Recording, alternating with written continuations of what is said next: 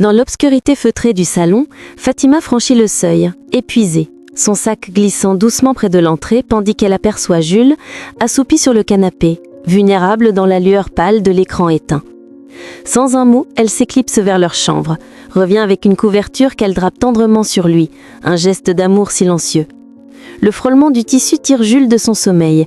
Il se redresse, les yeux mi-clos, et croise le regard de sa femme qui s'installe à ses côtés, muette, mais chargée d'émotion. Un soupir échappe à Jules, suivi d'un reproche cinglant. « Au lieu de me réveiller, tu me couvres comme si tout allait bien, Fatima. Regarde l'heure. Moi, Jules, coincé ici à t'attendre au milieu de la nuit, c'est insupportable. Demain, tu démissionnes. C'est fini ces retours tardifs. » Les mots claquent, brutaux, et Fatima, abasourdie, le dévisage. « Démissionner ?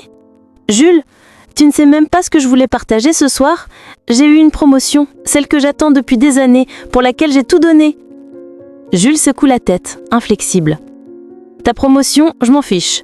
Une femme mariée ne rentre pas à cette heure en disant qu'elle était au travail. » Fatima, ancrant ses yeux dans les siens, réplique avec une fermeté calme. « Tu ne comprends pas. » Mais il l'interrompt glacial.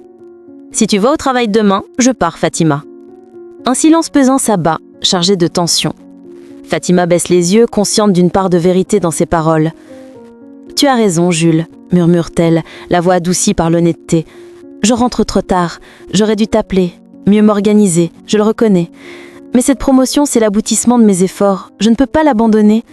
Alors je te promets, je veux trouver un équilibre, ne plus laisser les soirées s'étirer ainsi. » Jules soupire, hésite, puis murmure.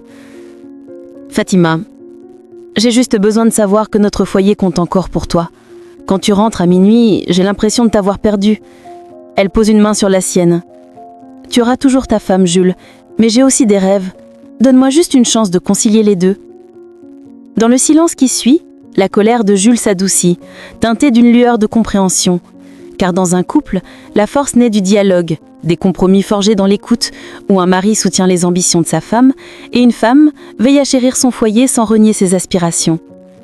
L'équilibre est un art fragile, mais c'est en s'écoutant, en respectant les sacrifices de l'autre, qu'un mariage trouve son ancrage.